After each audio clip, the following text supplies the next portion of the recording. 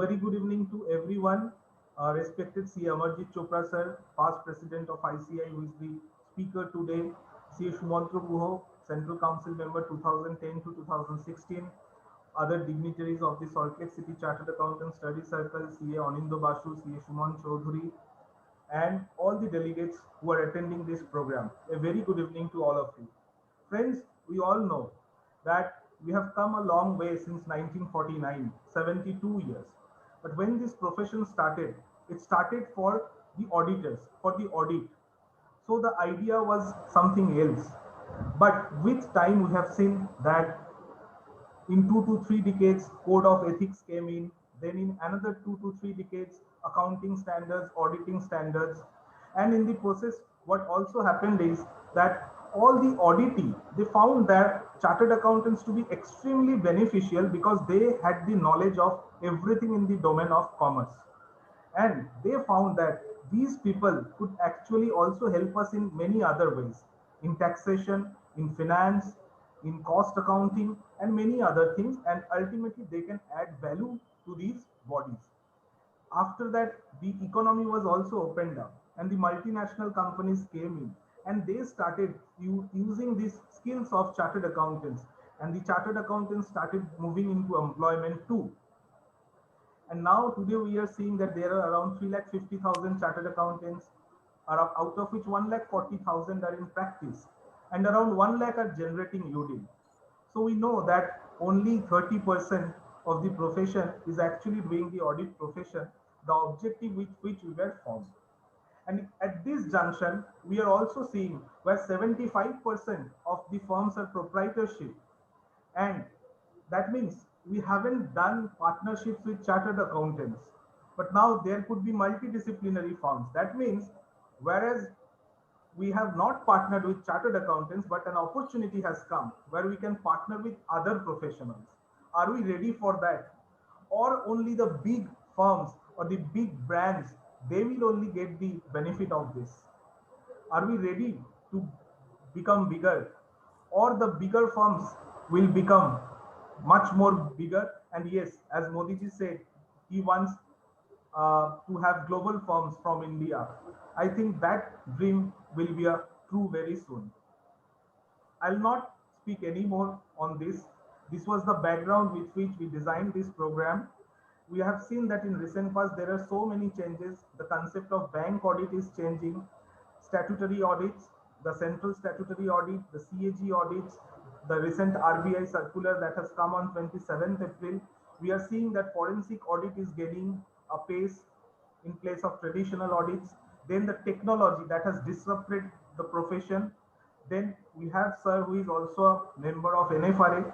We will also like to hear the role of NFRA and the recently brought in MDP concept. And we also have here CA Shumantro Guho, who would be moderating, who would be giving the initial remarks, and then sir is there, and he's a past president of ICI who needs no introduction as such, but I would request the treasurer of the Salt Lake City Chartered Accountants Association, C. Anindo Basu, to introduce formally C. Amarjit Chopra sir. Yes. Anindo? Yes. A very good evening to all of you present here, and thank you, Devan. It's a great pleasure for me to introduce our honorable speaker, CA Amarjit Chopra sir, who would be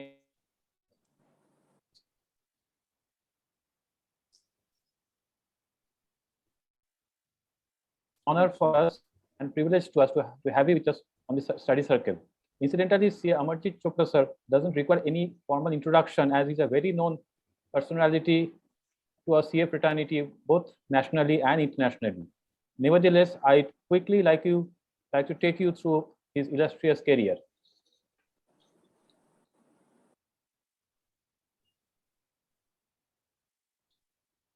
CA Amarjit Chopra is a senior partner of GSA and Associates Chartered Accountants, New Delhi.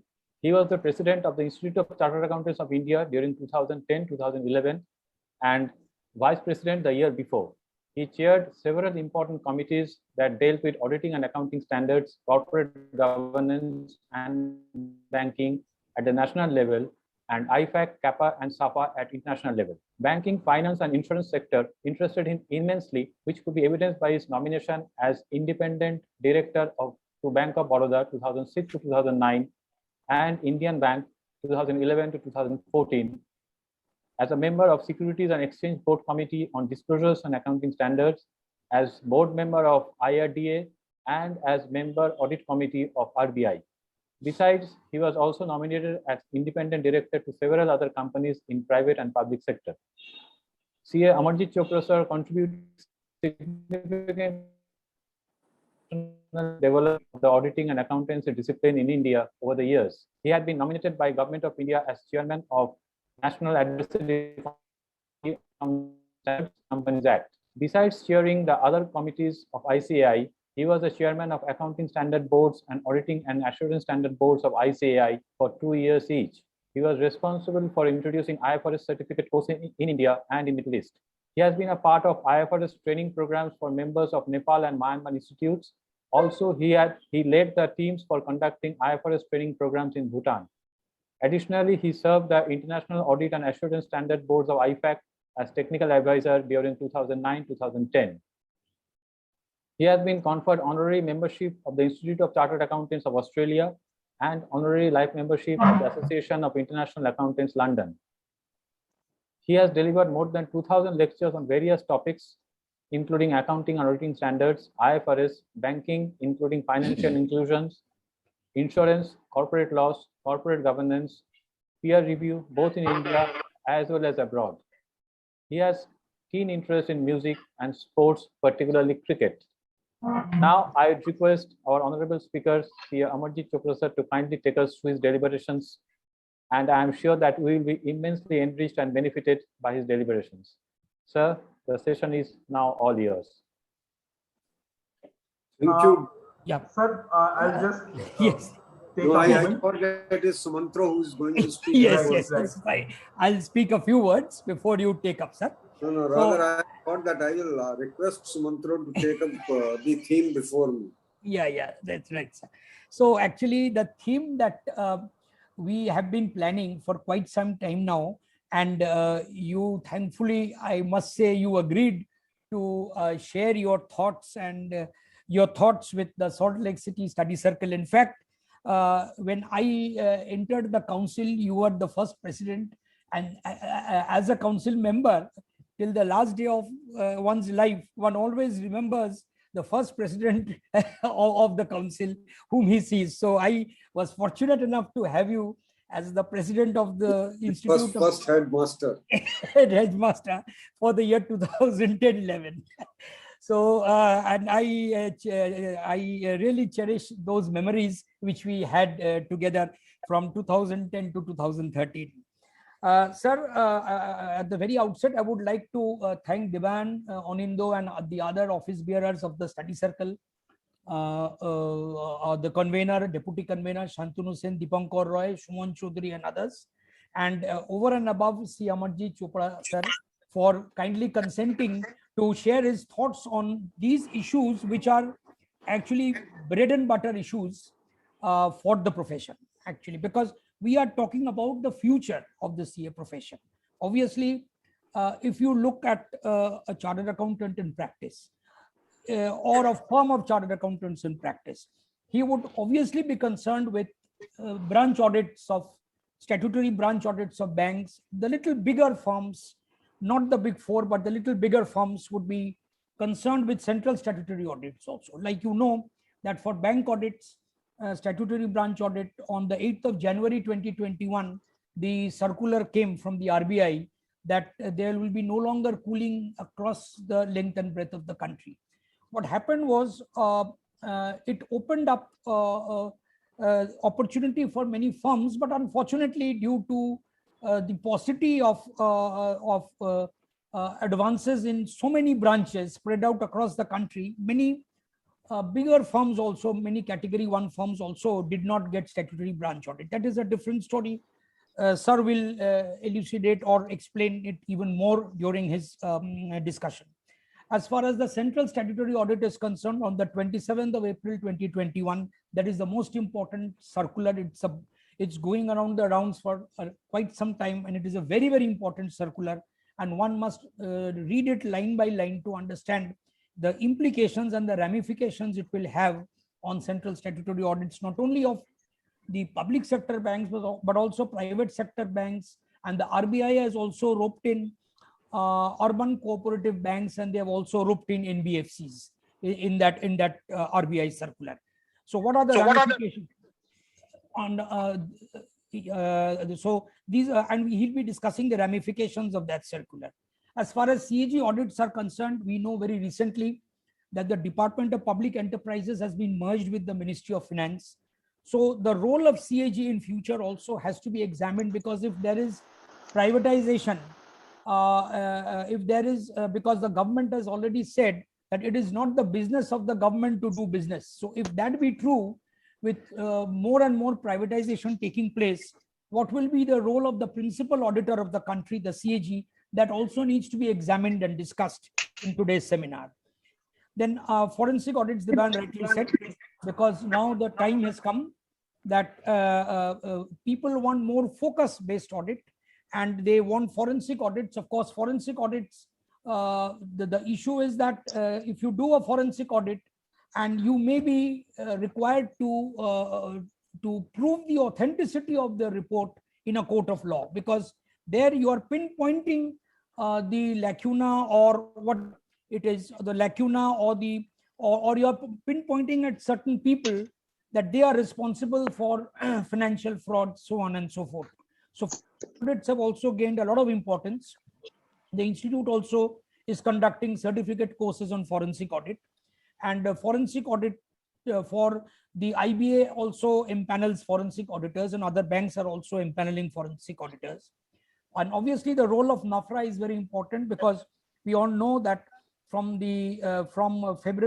October 2018, NAFRA actually found a place, although it was there in the statute earlier, but it practically found a place in the statute from October 2018, when section 132 subsection 4 ultimately got notified. And it is another regulator. I've heard Chopra sir saying otherwise in other forums that as ICI is your regulator, similarly NAFRA is also another regulator, and we need to abide by the rules that have been framed by NAFRA, and he has first-hand experience of NAFRA. And lastly, as far as MDP is concerned, and networking of firms have also been finalized by the council in February 2021. Of course, I have not told Chopra sir to speak on networking, but if he wants to add a few lines, he may do so. But MDP, just to touch upon, because I've been made to understand that the FAQs and the guidelines of the institute has not been finalized yet. So the FAQs and guidelines which are doing the WhatsApp rounds actually are not the views of the, officially not the views of the institute, and one should not be circulating such WhatsApps also, because they have not been finalized. That is what I've heard. And the Ethical Standards Board, I think the secretary of the ICI is going to meet the Ethical Standards Board on the 17th of this month, 17th July, because this MDP is also going to have a huge ramification on our code of ethics. And each and every one has to once again read line by line to see that how many clauses get affected by this MDP. So these are very contentious issues, very relevant issues, and I'm sure for the next 1 hour to 1 hour 10 minutes, sir is going to speak, and then he'll be taking up questions also. I will request you all to kindly post your questions in the chat box. And lastly, if sir gets time, if there are not enough questions in the chat box, or if there is some time, he can directly take questions also if he wants. So with these introductory remarks, I now request sir to kindly take up the topic of future of the CA profession, because no one in the country, I would say, would be a person who is better than sir to deal with these contentious and relevant issues which the profession faces at this point of time. So over to you, sir, for your deliberations.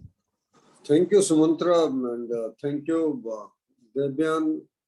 Thank you, Lindia. Number one, for the fact that you thought that this is a topic which is relevant for the day. I can only tell you that only last week, I think it was either Thursday or Friday, my full article has appeared in Statesman on future of accounting profession in India. If one can have the time to go through that, it's quite a lengthy article which one has written along with the Sabyasachi Dash of your town for that matter. The other thing that one will like to say is that one does profess to be an astrologer. I don't profess to be an astrologer. Because to tell the future, you need to be an astrologer. How the stars of the profession will be placed. Whether we'll be moving towards the Rahu or Ketu or Mangal or any other direction. I don't profess to be an astrologer in any case. But yes, my experience over last, now you can say almost 46 years in the profession. And if I add my training period, it's nearly 50 years now. So my experience with regard to the various changes which have taken place in the profession, I will like to look at those and then try to say what has been the trend and what is likely to happen in future. I also recognize one particular fact that I think at times we have been very slow to react as an institute. At times we have been very proactive. It all depends upon the leaderships, basically. But on the whole, I personally feel that we have done reasonably well. But I will only use the word reasonably well. I don't want to get into what is our past glory. Because past is past. What is more important is present and future. I think when I qualified in 1975, my membership number is 16,984. Institute was formed under the statute of the Parliament in 1949 with a membership of around 1600 odd, which very clearly means that in the first 26 years of the existence of the institute, we created less than 15,000 chartered accountants, which is less than even 500, I will not say 500, less than 700 chartered accountants per annum. That seems to be the case, because if I have to look at 26 years and only 15,000 chartered accountants, you can look at the figure, whatever figure you can work out that way. So what one is trying to say is that today, every year, I think Sumantro is well aware of it. Forget my term, particularly the first examination of my term, where the result was too bad so far as the final was concerned. I think every year we are adding 25 to 30,000 chartered accountants. There is no doubt about it. Whereas first 26 years, we did not produce even 15,000 chartered accountants. It is not a reflection on our examination system. Let me also hasten to add that. It is not that we are now passing more of the people. I think because chartered accountancy had a name, had the reputation, and people used to say that there cannot be a single unemployed chartered accountant in India. So the most brilliant people, even from the other streams, basically, even from the science stream, joined chartered accountancy. And when it so happened, the number of the students who joined chartered accountancy was very large. Today, I checked up with the examination department before coming here. More than 3 lakh students take examination every 6 months. Every 6 months, more than 3 lakh of the students take examination. It can be 4 lakh also. So look at the number of the people taking the examination. So if whatever result may come, the number that I am telling, that number has to pass out. There is no way that you will be able to deny that particular right to the students to pass out in the examination. And the other thing that one will like to say is that, so what I'm trying to conclude is that we have increased in number. We have not increased in number because the results have improved. We have increased in number because more and more of the students got attracted towards chartered accountancy. But the fact remains, presently it has lost its glamour. Whatever we may say, I think now people don't have that kind of a crave for chartered accountancy as they used to have, say, in our times for that matter, or Sumantra's time, or Mr. Saha's time, because Saha's number is 50,102 for that matter, as I can see on the screen. So what one is trying to say is that, of course, we must get into those reasons also why people have lost this clamor for chartered accountancy to an extent, and what measures we need to take that we can attract the best of the talent again. We should not be the lender of the last resort. A student should not be joining chartered accountancy because he does not get admission anywhere else. Chartered accountancy should be the first choice of the student. I think that's very important. And it used to be in our period. People used to say, no, chartered accountancy करना है. अभी वो बात खत्म हो गया कि बच्चा ये बोले नहीं जी मुझे तो chartered accountancy ही करना है. I think so many options have come before the students. We are not the only one. So we will have to bring back something which we can serve on a platter to the students and can say, no, please come to us and we should be the first choice so far as the students are concerned. You see, I think Deben said very rightly that we were constituted, the institute was brought into existence for the purpose of accounting and auditing. These were the two main functions of the institute. But then under the act, the council was empowered to allow any other thing to the members, to allow any other activity to the members. And this tax practice and management consultancy, etc. This has all been added by the resolution of the council. Let's be very clear about it. Now we have gone on to the extent now of late of adding, and this has happened only after 12th February 2021, that you can even trade in the futures and options.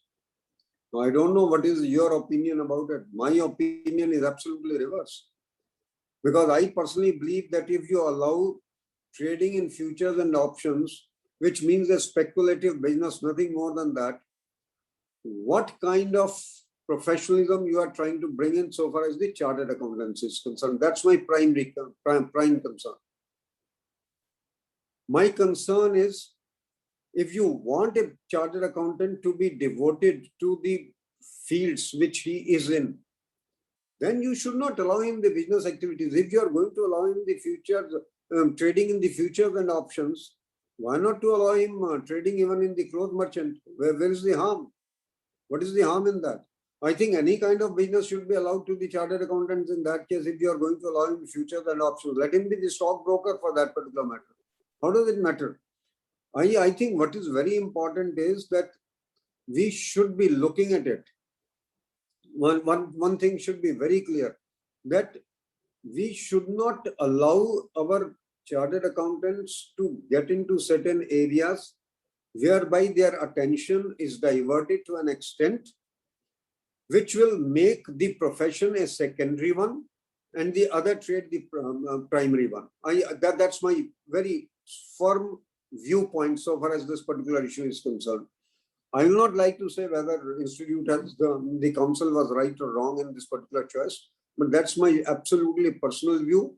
I personally feel that we must make our chartered accountants feel that chartered accountancy itself is their primary goal, not the other businesses. I think that's my main mudda. मेरा तो मुद्दा ये है कि भाई मेरा अगर chartered accountant बाकी fields में divert हो जाएगा, तो chartered accountancy will lose its further glamour, basically glitter.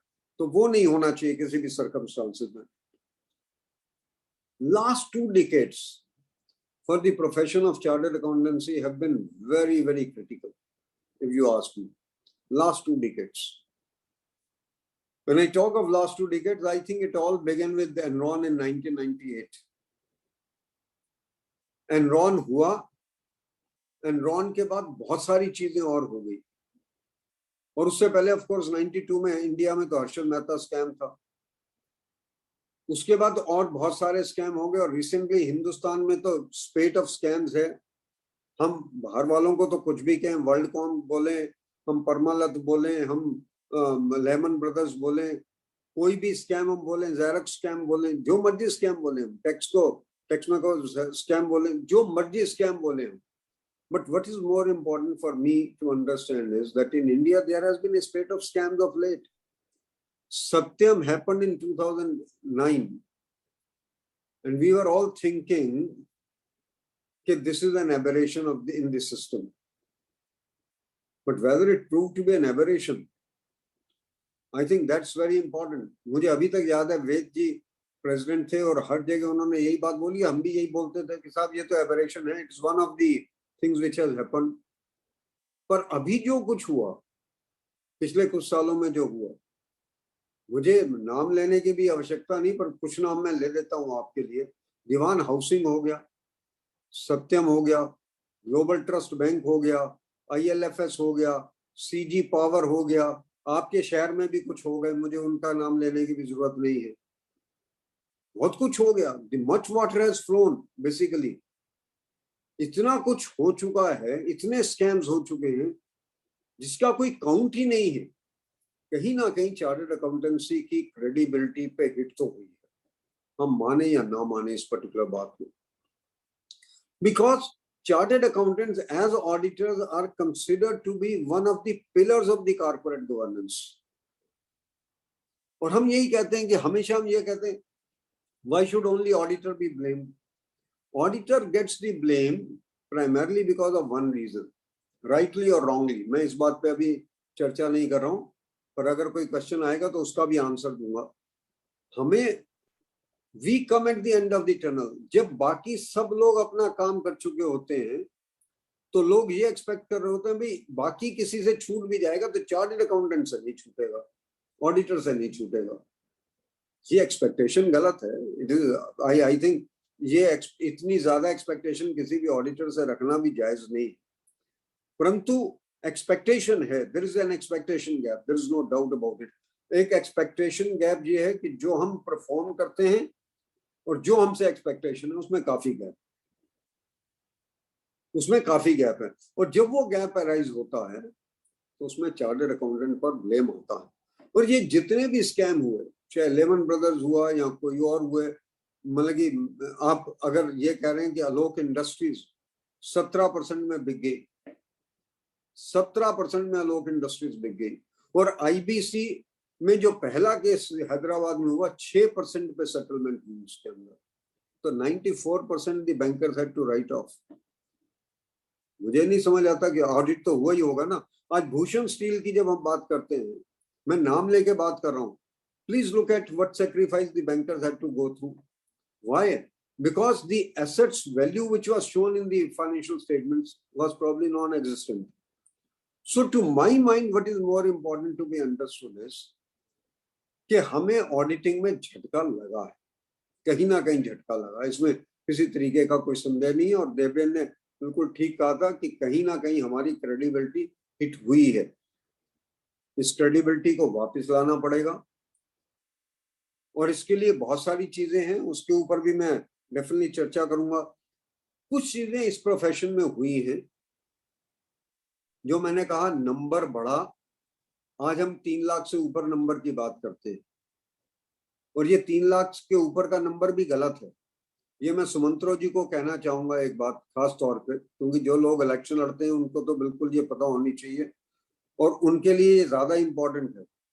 हम हर साल करीबन 25,000 मेंबर अगर पास करते हैं, परंतु मेंबरशिप जो लोग ले रहे हैं ना इस प्रोफेशन में हर साल पिछले 4 या 5 साल में, उसकी एवरेज कभी 11,000 से ऊपर नहीं गई। तो कितने लोगों ने मेंबरशिप नहीं ली Sumantro ji? Can we think of it? It is a matter of serious concern to us that people have started thinking कि इंस्टीट्यूट की एग्जाम पास तो कर लो परंतु मेंबरशिप लेना जरूरी नहीं है। और इसका एक और इम्प्लीकेशन भी है, आप जॉब में चले जाएं, आप कहीं पे चले जाएं, आप चार्टर्ड अकाउंटेंट तो हैं, एग्जाम आपने क्वालिफाई किया हुआ, पर आप मेंबर नहीं है, तो डिसिप्लिनरी प्रोसीडिंग्स में आपके अगेंस्ट एक्शन कौन लेगा और क्या एक्शन होगा आपके against? What action? After all, as an action, what we can take is to remove you from the membership. अगर आपने मेंबरशिप ले ही नहीं रखी, क्योंकि मैं एक बात में बिल्कुल क्लियर हूँ, लोग डिफरेंट सोचते होंगे, मेरे ख्याल में कुछ ऐसे प्रेसिडेंट भी हैं जो इस बारे में भी डिफरेंट सोचते हैं। उनका ये मानना था कि हम डिग्री वापस ले सकते हैं सीए की। डिग्री नहीं आप वापस ले सकते, no court will allow you. Exam बच्चे ने क्वालिफाई किया हुआ, आप उसकी मेंबरशिप रोक सकते हो, आप उसको किसी और एरिया में ब्लैकलिस्ट कर सकते हो, पर आप ये नहीं कह सकते no is no more a chartered accountant. ये तो आप नहीं कह सकते। आप ये कह सकते हो that he is no more an AC or FCA, but you can't say that he does not remain a chartered accountant. एक कोई बच्चा बीकॉम हो, एमकॉम हो, कुछ और हो, अगर वो कुछ गलती करे तो उसकी कोई डिग्री थोड़ी ना कैंसिल हो जाती है। Degree is not withdrawn. I think some of I think the matter has been debated sometime कि साहब हम उसकी डिग्री वापस ले लेंगे। डिग्री आप कैसे वापस ले लोगे यार? Degree you can't take back. So my very humble submission, Sumantro bhai, is let's try to reach out to those people who are not taking the membership. Membership लेने में एक pride की feeling होनी चाहिए कि I am a member of this institute. Yeah? Simply I have qualified the exam should not give me the pride. मेरा pride होना चाहिए कि मैं इसका मेंबर हूं, मैं एसीए हूं, मैं एफसीए हूं। That's more important to me. I think मुझे बड़ी ये पेन हुई पीछे फिगर्स देख के कि हमारी जो मेंबरशिप की फिगर्स है वो 8,000 से 11,000 के बीच में ड्विंडल कर रही है हर साल की, whereas the number of people who are qualifying is far more. तो कितने लोग मेंबरशिप नहीं ले रहे? और जब हम कहते हैं ना कि हमारे सिर्फ 3 लाख चार्टर्ड अकाउंटेंट, 3 लाख नहीं है, हमारे नंबर ऑफ मेंबर्स होंगे 4 लाख से ऊपर। I can assure you that, but some of the members have not taken up the membership. I think it's a very large number. If 20-25% of the people have not taken up the membership, it's a very large number. और पिछले सालों में ही ज्यादा chartered accountant बने. Let's also face the facts कि chartered accountant बने कब ज्यादा हैं, पिछले सालों में बने. और अगर वो मेंबरशिप नहीं ले रहे तो उसके पीछे कई तो कारण ढूंढने चाहिए. एक कारण तो ये हो सकता है कि लोगों की ये फीलिंग है कि institute is not doing enough for the members in industry, क्योंकि अभी लोग प्रैक्टिस में कम आ रहे हैं और इंडस्ट्री में ज्यादा जा रहे हैं. और इंडस्ट्री में जाने के बाद उनको लगता है यार मेरी डिटैचमेंट है इंस्टीट्यूट से. मुझे लगता है फ्यूचर ऑफ प्रोफेशन के लिए ये बहुत जरूरी है कि हम उन लोगों को डिटैचमेंट की फीलिंग से हटाएं, उनको अटैचमेंट की फीलिंग दें किसी भी तरीके से. अगर मेरा member in industry attached feel नहीं करता ना इंस्टीट्यूट के साथ, it's a great disadvantage to me, because then he does not work for the profession. The member in industry, the member in, I can say the people who are not in profession, if they have a sense of detachment, then they will never work for the good of the profession. They may not work for the bad of the profession. परंतु अगर आप उनसे ये चाहते हैं कि वो profession के लिए काम करें, प्रोफेशन के हित में काम करें, तो उनको एक फीलिंग देनी बहुत जरूरी होगी कि भाई you are our integral part. I think एक सबसे जरूरी चीज ये है फ्यूचर ऑफ प्रोफेशन में, हमें उनको वापस लाना है जिन्होंने मेंबरशिप नहीं ली हुई है. उनको ये सेंस ऑफ बिलोंगिंग देनी है that you are as much an integral part of the profession as any person in the profession is. The second thing that I would like to say is, which has been, I think, the most positive sign of this profession ever since it has happened. जब हमने qualify किया तो मैं हमेशा एक बात बोलता हूँ, इसका दुख भी हो सकता है, सुख भी हो सकता है, कि उस वक्त there were no ladies in the profession. पूरे दिल्ली में मुझे नहीं लगता कि 5 से 10 ज्यादा लड़कियां सीए कर रही हों उस वक्त. बेसिकली उस वक्त the girl students were not there. अगर आप कन्याकुमारी से लेकर कश्मीर तक देखते तो कोई लड़की आपको मिलती जो सीए कर रही थी. There were hardly any girls doing CA. The change in the gender ratio has done wonders to this profession, believe me. And it's all positive, what I am talking of. I'm not talking negative about it. Today we have 26% women as members, 26 to 27% women as members. More than 40% girls are our students. And when I look at the merit list of the examination, I get almost 45 to 50% girls on the merit list. And if I go by the weighted average, I can say that they have outperformed the boys. They are giving the boys the run for the money. And I always say jokingly, and the first part is not jokingly, the second part is going to be jokingly. First part is that the girls or these daughters have brought decorum to the offices. Mind it. The language of the people has got refined. Whenever the girls are there, I think you speak with some kind of a more decency than what you speak otherwise amongst yourself. That's the way I feel about it. And the second thing, they have improved the attendance in the offices. That also goes without saying. So I think that's most welcome change. And when you compete, when the boys have to compete with the girls, I think that sense of competitiveness really nudges you that you have to do something better. So मेरा अपना मानना ये है कि this is one of the most positive changes. अभी तक हमारे यहाँ लेडी प्रेसिडेंट नहीं हुई है, जबकि कंपनी सेक्रेटरी वाले 2 लेडी प्रेसिडेंट दे चुके हैं. एक तो आप ही के शहर से हैं, ममता विमान Binani, if I am not mistaken, और दूसरे हमारे दिल्ली से हैं, Preeti Malhotra. I don't know when our council will be able to produce one of the women as the president of the institute, but I think there's a need that we do it. And there should be no gender bias, basically, that the girls will not be able to do it. I have seen any number of girls as chairpersons of the regional council, as chairpersons of the branches, as chairpersons of the CP study circles doing exceedingly well.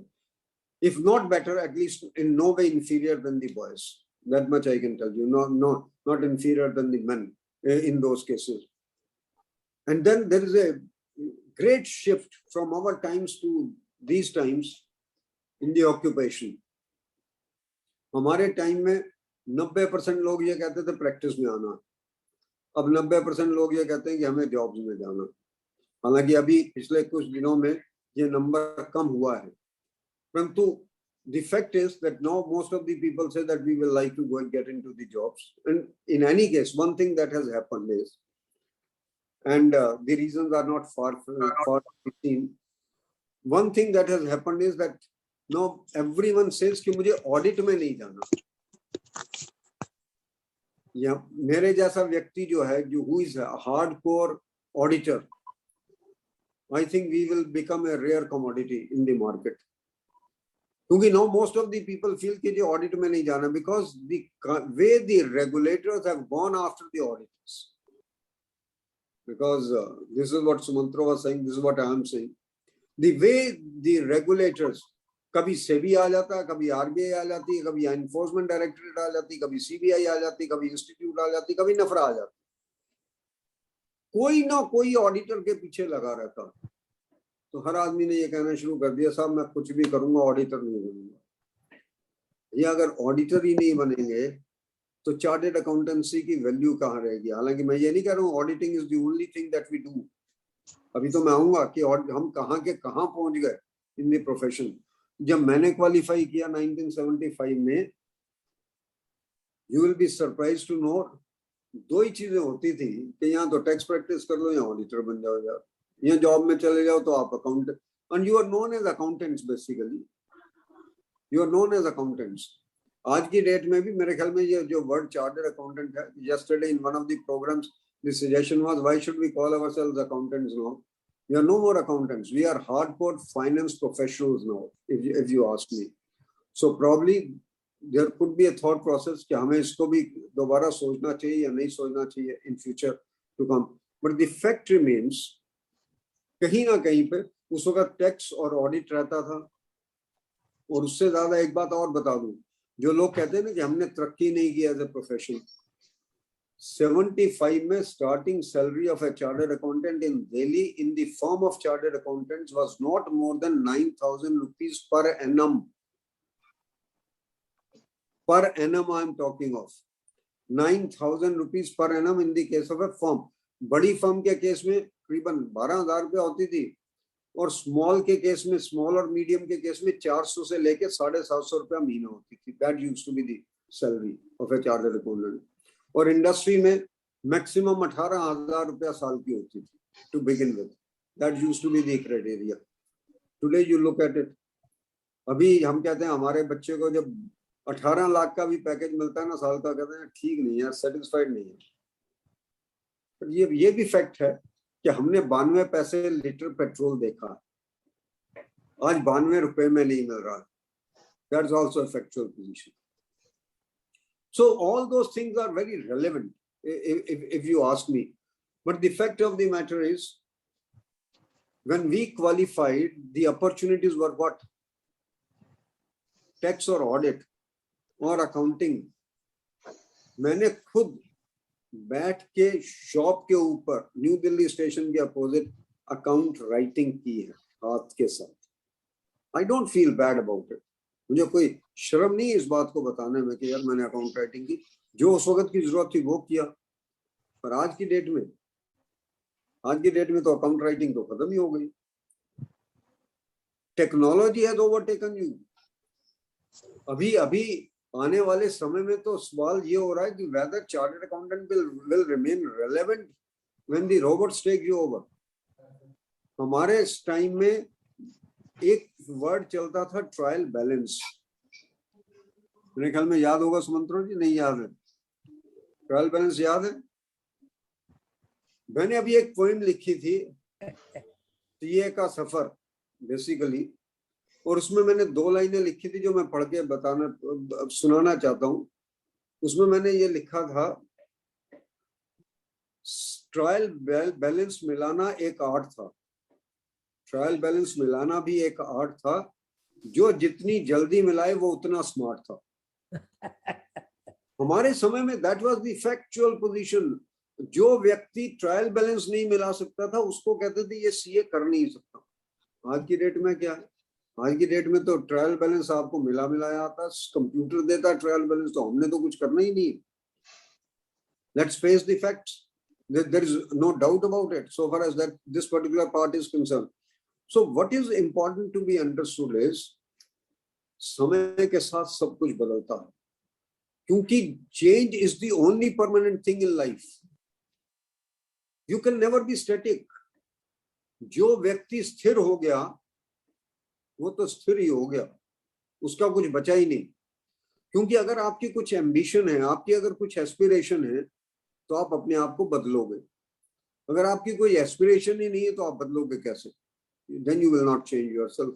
A person like me, who had been traveling every day virtually for these lectures, in the morning one will pick up the bag and go to Kolkata or to Mumbai or to any other place or in our own region also, and will come back in the night having delivered only 2 hours lecture.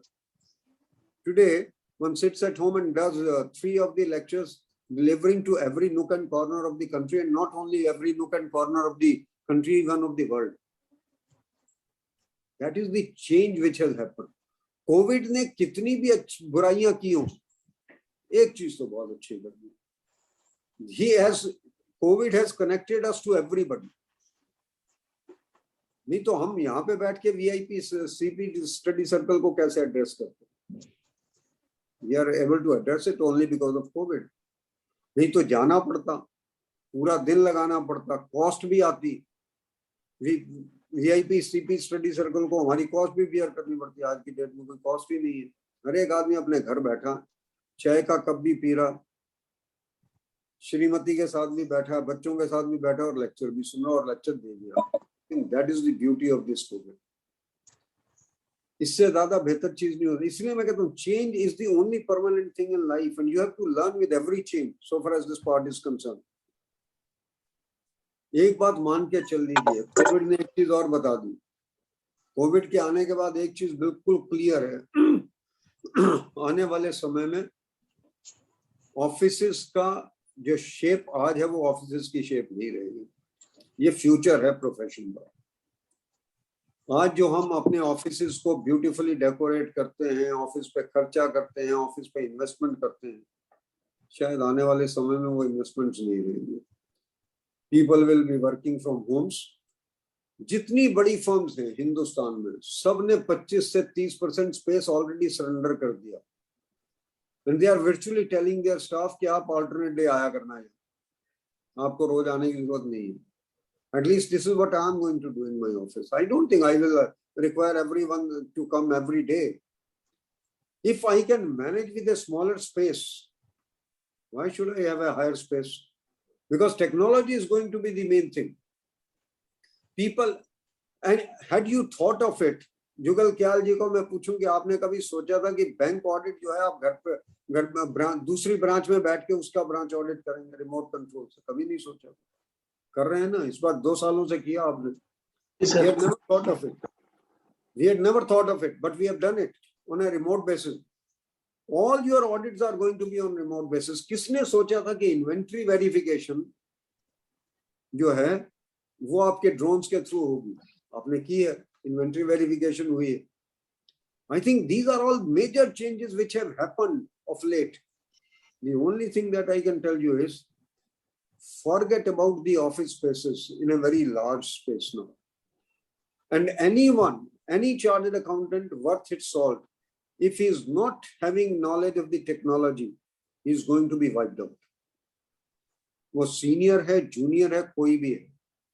अगर senior है और जैसे हमारे जैसा व्यक्ति है, अगर technology says में नहीं सीखना चाहता तो उसको जूनियर रखना ही पड़ेगा जिसको टेक्नोलॉजी की नॉलेज होगी.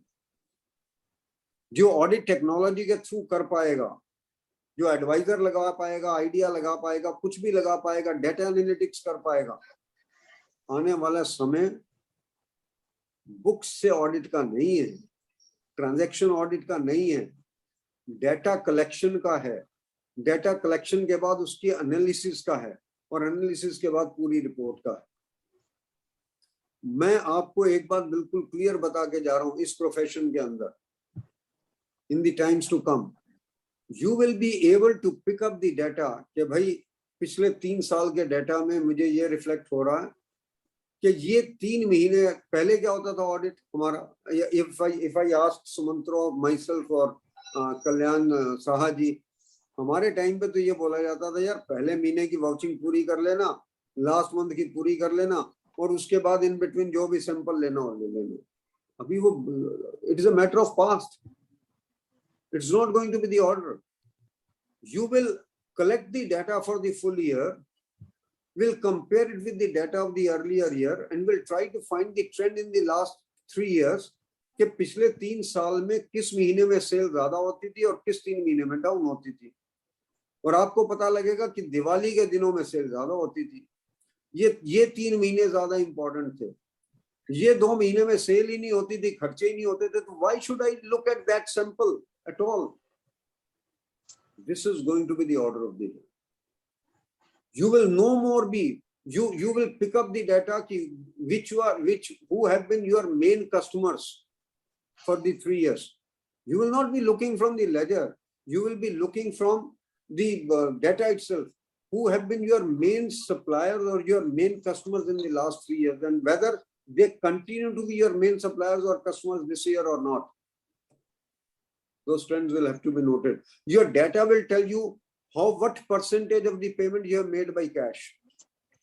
What percentage of payments were made in cash in the last 3 years and how much percentage has been made in cash in the current year. अगर इस साल में पेमेंट इन कैश ज्यादा है तो आपको जरूरत है ज्यादा सब्सटेंटिव चेकिंग की, उन ट्रांजैक्शंस को चेक करने की. I think that's what is going to happen. Gone are the days कि आप लेजर लेके बैठो, एक इधर लेजर लेके बैठ जाओ, वो कैश बुक लेके बैठ जाए, इधर वो वाउचर साइन करे, उधर वो टिक करता जाए. वो नहीं होगा, वो खत्म.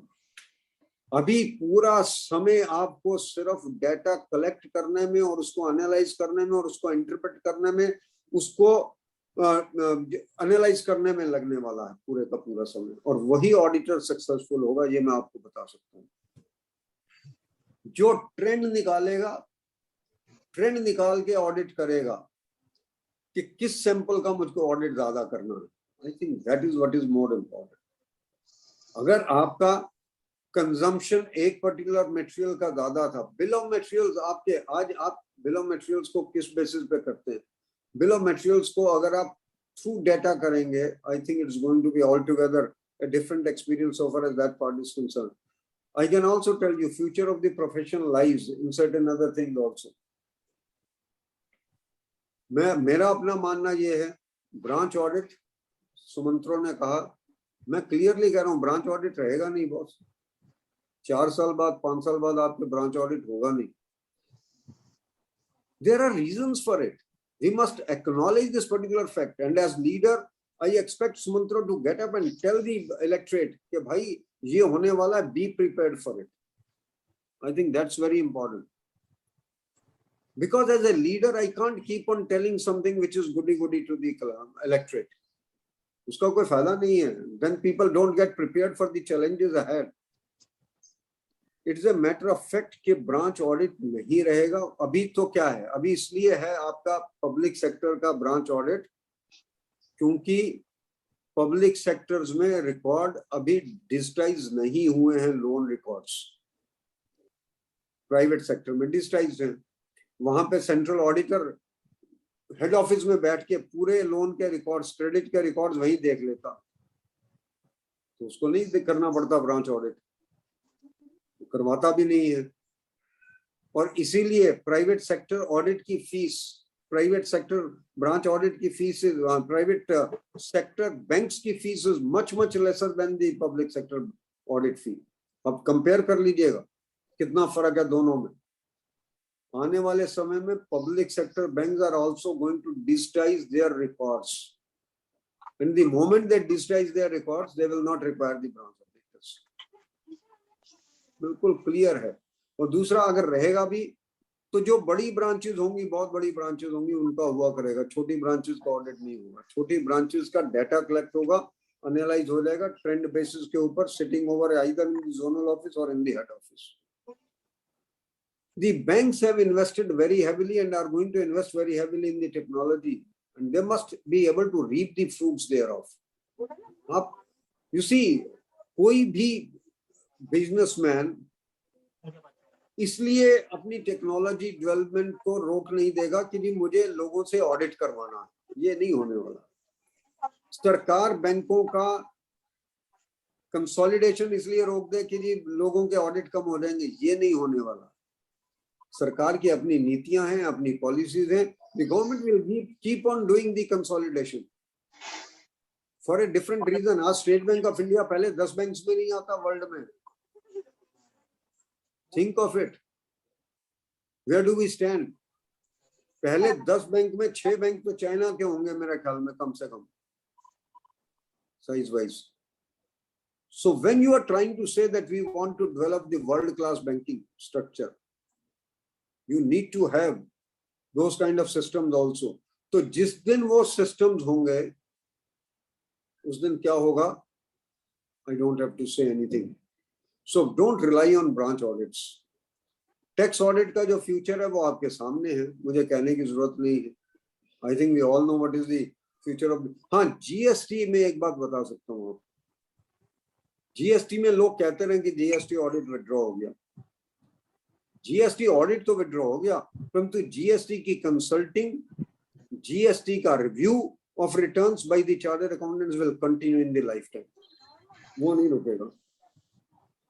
जिस बात की मैं आपको एश्योरेंस दे सकता हूं कि जितने भी बड़े क्लाइंट्स हैं, जितने आपके मीडियम साइज क्लाइंट हैं, जिनको डर है कि GST में पेनल्टीज लग सकती है अगर इसकी रिटर्न्स गलत जाएंगी, वो पहले रिव्यू आपसे करवाएंगे. ऑडिट नहीं करवाएंगे, रिव्यू जरूर करवाएंगे उन रिटर्न्स का. उसकी फीस आप कैसे चार्ज करेंगे वो आप पे छोड़ता हूं, परंतु GST में काम कम नहीं होगा. ऑडिट का नाम चला गया वो बात अलग है, परंतु GST के रिटर्न्स कोई बिना उसके करवा देगा, ये होने वाला नहीं है किसी भी सूरत में. फोरेंसिक ऑडिट्स आए, बहुत अच्छे आए, पर हमने फोरेंसिक ऑडिट्स में क्या किया? कभी अपने दिल पे हाथ रख के सोचे कि what we have done to the forensic audits. हमने टेंडरिंग में उसकी वो कर दी, पूरी फजीयत कर दी. जिन फोरेंसिक ऑडिट्स की फीस 15 लाख होनी चाहिए थी, हमने लाख रुपए में उसको बिड किया. मेरे ख्याल में सुमंत्रो जी को मालूम है, मेरा इन दिसंबर 20 और जनवरी 21, जनवरी 10 और sorry, I'm talking of 10-11. So either December 10 or January 11, 2011. We have passed a resolution in the council कि जहां जहां पे टेंडरिंग हो रही है और अगर उसकी वेरिएबल कॉस्ट भी मीट आउट नहीं हो रही, then institute must call for those records. पर इंस्टीट्यूट में दम तो दिखाना ही पड़ेगा ना किसी न किसी को. हमने तो रेजोल्यूशन पास किया होगा, ये आप पार्ट देख लीजिए उसका. मेरे ख्याल में यूडेन का कोई कुछ भी कहता रहे, यूडेन पहले कब आया सुमंत्रो? आपके समय 2012 में रिकमेंडेटरी शुरू हो गया था. 15-20 हजार तो जनरेट भी हो गए थे यूडेन उस वक्त. फिर अगर कोई आगे डिसकंटिन्यू करे तो मुझे उससे कुछ लेना देना नहीं. But we started that particular process.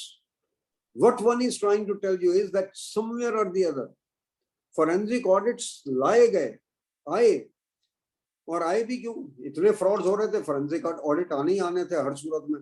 परंतु हमने फोरेंसिक ऑडिट्स के साथ क्या किया? हमने क्वालिटी में कंप्रोमाइज किया.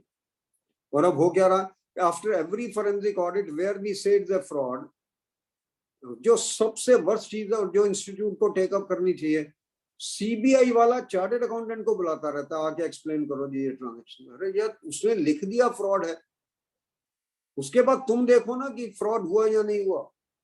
उसने लिखा फ्रॉड है, उसका बेसिस, अगर उसने बेसिस नहीं दिया फ्रॉड का तो उसको बुलाओ.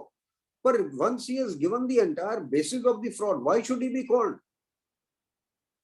I think their institute has to be little bit stern with the government, has to go to the government and say कि जी इससे हमारे लोग discourage हो रहे. I have started feeling, why should I do the forensic audit यार? हमने कुछ बहुत अच्छे cases किए. I can take pride in doing those cases. पर अब अगर हर महीने में 2 बार सीबीआई के ऑफिस में जाके उनको ये एक्सप्लेन करना पड़े जी ये क्यों है, this is ridiculous. And nobody pays me for that. Nobody pays me for that. उतना टाइम मुझे उसमें नहीं लगेगा जितना मेरे ख्याल सीबीआई वालों को समझाने में लगेगा. तो यहाँ तो सीबीआई में सीए रखो या रिक्रूट करो ना सीए उनके फाइनेंस डिपार्टमेंट में, जो आपके फ्रॉड इन्वेस्टिगेशन है. आपने वहां तो रखे हुए दूसरे पुलिस वाले आदमी जिनको अकाउंट्स की पता नहीं है, ज्ञान नहीं है, और आप यहाँ पे आप हर रोज किसी ना किसी सीए को बुला के बिठाए रखते हो कि भी समझाओ क्या. मुझे समझाने में कोई दिक्कत नहीं है, परंतु आप समझने के लिए तैयार होने चाहिए, ये बहुत जरूरी है. वो बेंट ऑफ माइंड होना चाहिए. तो मैं तो ये कहूंगा कि इंस्टीट्यूट के पास बहुत अच्छी अपॉर्चुनिटी है कि जाके सरकार से बोले सर सीए रिक्रूट करो सीबीआई में, जो फ्रॉड इन्वेस्टिगेशन सेल में हो. आज लोग सीबीआई के पैनल पे, जो फ्रॉड इन्वेस्टिगेशन का पैनल, उस पर जाना नहीं चाहते. क्योंकि हमेशा कोर्ट में जाके तुम खड़े रहोगे और उसकी फीस कुछ मिलती नहीं. Should I do it यार? और कुछ हम लोगों ने खुद क्वालिटी का जो भी किया, मुझे कहने की जरूरत नहीं. आईबीसी इतनी बढ़िया इंस्टीट्यूट ने ये कह दिया कि यार तुम आईबीसी का कर लो, सीए के साथ कर लो, कोई दिक्कत नहीं. आप सीए की प्रैक्टिस भी करते रहो और इंसॉल्वेंसी बैंक्रप्सी कोड का भी कर लो. हमने क्या किया आप जाके देख लीजिए, जो इंसॉल्वेंसी बैंक्रप्सी कोड वाले लोग कर रहे हैं. मुझे कहने की आवश्यकता नहीं है, मुझे कहने की आवश्यकता नहीं है कि व्हाट हैज हैपेंड. आज की डेट में फोरेंसिक ऑडिट जो कर लेता उसको तो उसकी फीस मिलती नहीं, पर जो इंसॉल्वेंसी रेजोल्यूशन प्रोफेशनल है वो अपनी फीस हर महीने की जेब में डाल के घूमता रहता. जब वो फोरेंसिक ऑडिटर को देने की बात होती तो कहता जी अभी एसेट रियलाइज नहीं हुए मेरे, पर अपनी फीस उसकी कोर्ट के परमिशन के थ्रू मिलती रहती. I think this is not done. Insolvency resolution professional, मैं एक बात आपको आज बता सकता हूं, ये आईआरपीस जो बने हुए हैं इनके अगेंस्ट 5 साल बाद केसेस शुरू हो जाएंगे जिस तरीके से हम चल रहे हैं. Mark my words today, that is the future. कईयों के अगेंस्ट शुरू होंगे ये केसेस, क्योंकि अगर हर एसेट जिसकी वैल्यू, मेरा अपना मानना ये that this is one of the scams which is happening in the country. एक एसेट आप 6% में बेच दो, इससे अच्छा तो बैंक वैसे ही रिकवर कर लेता. अलोक इंडस्ट्रीज जैसे इंडस्ट्री आप 18% में बेच दो किसी भी कंपनी को, चाहे रिलायंस को बेचो. Average haircut today, average haircut in the IBC is 70%. Can you think of it? 30% की रिकवरी तो सुमंत्रो भाई मेरे ख्याल बैंक वैसे ही कर लेते यार। अगर आप उनको अलाउ करते हैं कि भाई 30% रिकवरी पे आप कर लो केस, तो वो वैसे ही कर लिया होता उन्होंने। परंतु अगर वो रिकवर करते 30%, तो आप क्या करते, उनके पीछे सीबीआई लगा देते। अभी क्या, it has become a legalised scam. क्या अब क्या करता बैंकर, क्या करता, वो कहता दूसरी पार्टी को, यार तू एनसीएलटी चला जा, वहां जाके कर ले, मैं वो कह देंगे 30% में क्या, मैं 20% में कर दूंगा, मुझे कोई दिक्कत नहीं है। This is what is exactly happening today. और यही है, यहीं पे हमें मार पड़ रही है, हमारी एथिकल वैल्यूज डिग्रेड हो रही है, और जो कंट्री के एसेट्स की दुर्घटना हो रही है वो तो हो ही रही है। फ्रंटमैन कोई और होता, लेके कोई और जाता। Anyway, I am not getting into that particular part, but one of the greatest opportunities that we had got was IBC, and it will continue to be there. Forensic audits will continue to be there, but we need to be ethical. We need to show our strength. लोग कहते हैं भाई हम honest क्यों हो? मैं ये कहता हूं, अगर आप honest है ना, you stand out. You are distinguished from the others. आपको 3 काम नहीं मिलेंगे, पर आपको एक काम मिलेगा जो आपको 3 की कसर पूरी कर देगा। कभी ना कभी कोई ना कोई आपकी वैल्यू भी करेगा, because you are separate from the others, you are absolutely different from the other, you will be valued for being different. I think that's very important in life. Another thing that one will like to say is that you have tremendous opportunities, mark my words, in the internal audit today. पर internal audit वो नहीं जो पहले होता था। अब internal audit totally system पे है। टुडे ट्रांजैक्शन ऑडिट नहीं है internal audit. Now it is going to be how system failure. कभी ये बताओ सिस्टम ठीक चल रहा है या नहीं ठीक चल रहा। उसमें से अगर आपको कोई ट्रांजैक्शन बेस निकालना है जिसमें मोटी ट्रांजैक्शन कहीं गड़बड़ हो रही है तो बता दो। Otherwise please tell us whether the systems are working well or not in the organization. Management audits will do well. You will have tremendous opportunities in mergers and amalgamations. क्योंकि ये एनपीएस होने के बाद होना क्या है, मर्जर्स होंगे, बाहर से कंट्रीज वाले आएंगे, वो कोई ना कोई अपना एक्वायर करेंगे, उसकी ड्यू डिलिजेंस जो करनी है वो कौन करेगा, चार्टर्ड अकाउंटेंट ही करेगा। अब आप ये कहेंगे वो तो सर आप बिग 4 के पास जाएगा, ऐसा नहीं है। Everything will not go to big 4. Certain things will go to the medium size firms also. हाँ, अगर मैं चेंज करने को तैयार नहीं हूँ, अपने फर्म का साइज बढ़ाने को तैयार नहीं हूँ, और अनफॉर्चुनेट पार्ट ये है कि 14 पार्टनर की फर्म और 80 लाख की टर्नओवर ना हो, तो फर्म जेन्युइन है क्या? सिर्फ C&AG और बैंक ऑडिट के लिए। We must have genuine firms.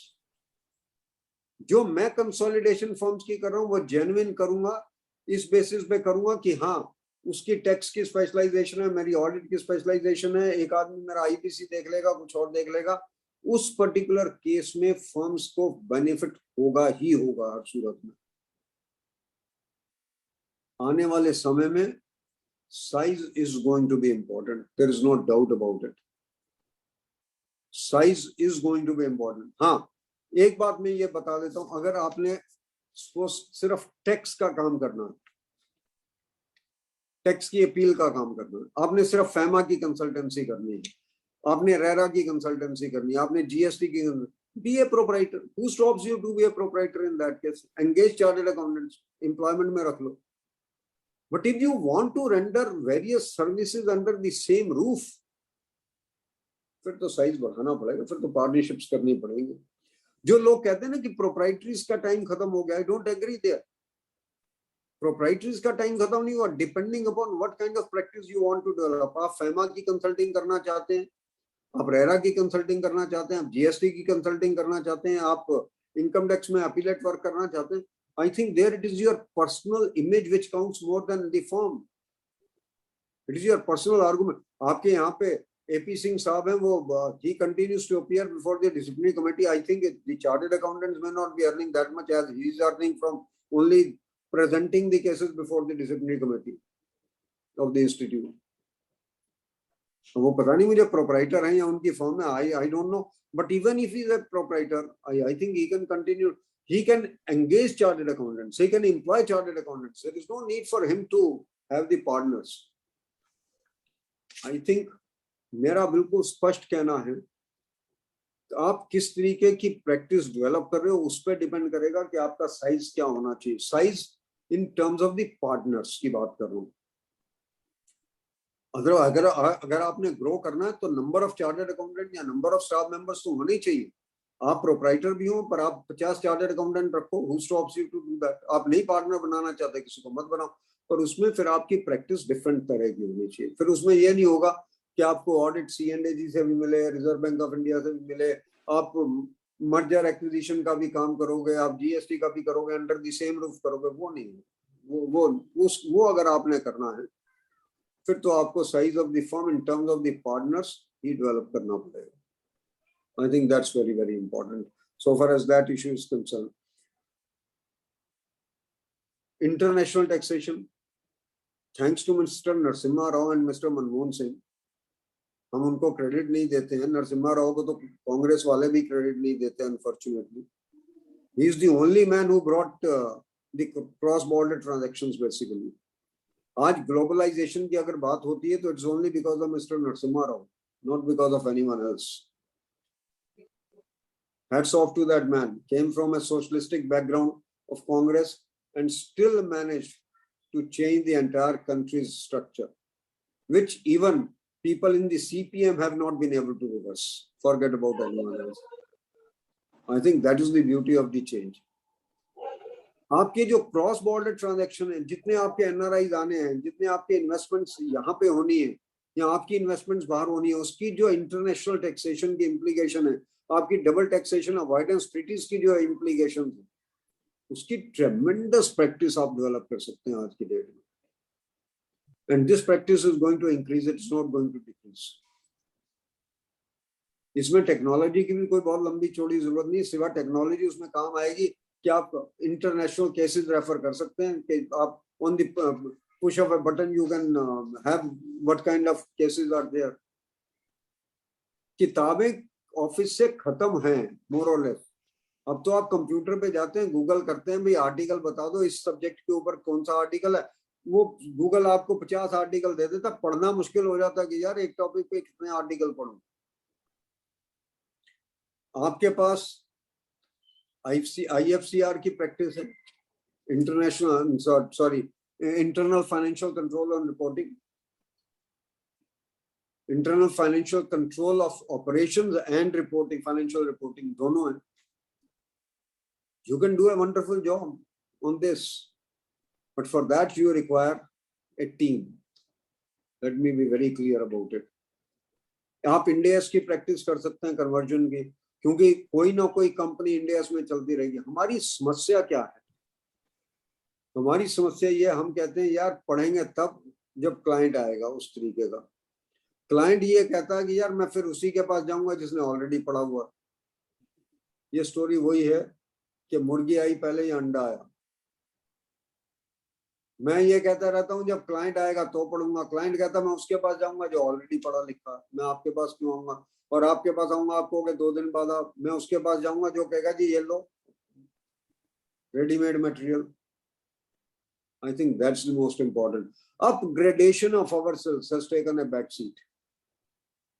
अगर हम अपने आप को अपग्रेड नहीं करेंगे, अगर हम अपनी स्किल्स को अपग्रेड नहीं करेंगे, we are going to suffer. Let's be very clear about it. और अनफॉर्चुनेटली हमने वो किया नहीं है.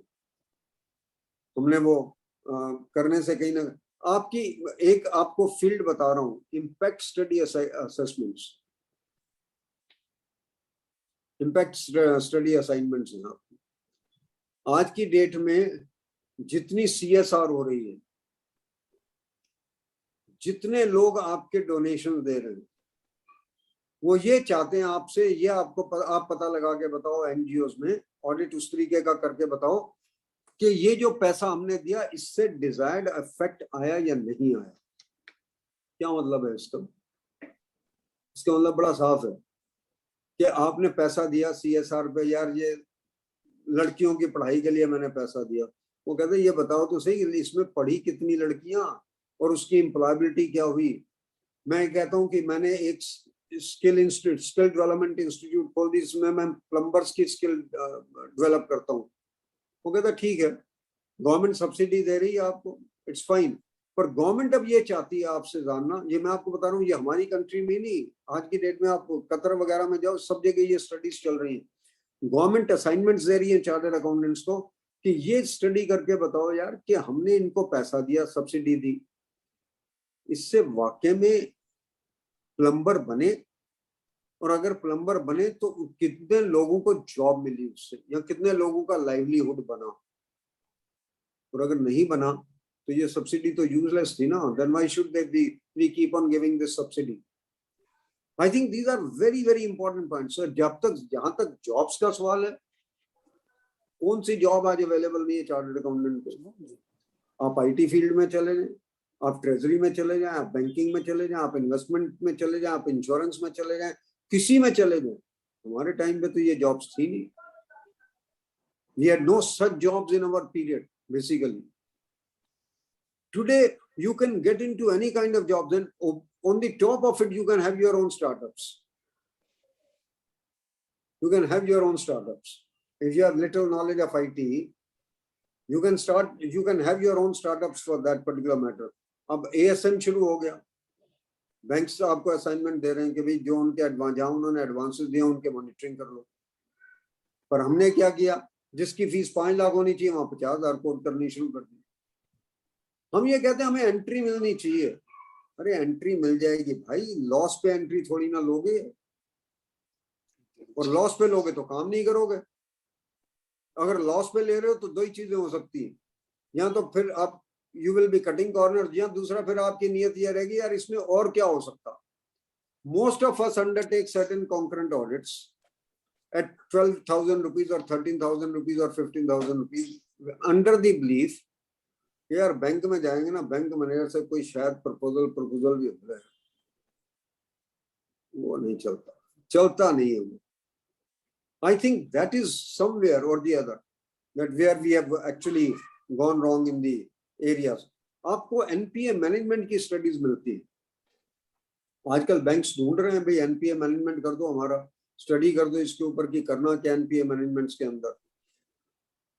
जो छोटी फर्म्स हैं they have started acting, जो हमारी स्मॉल और मीडियम फर्म्स हैं, they can identify some of the small and medium industries जिनमें वो एक सीएफओ का रोल अदा करें। एक व्यक्ति 5 इंडस्ट्री में 3 कंपनीज में जाके सीएफओ का रोल अदा करता, क्योंकि they cannot afford a CFO।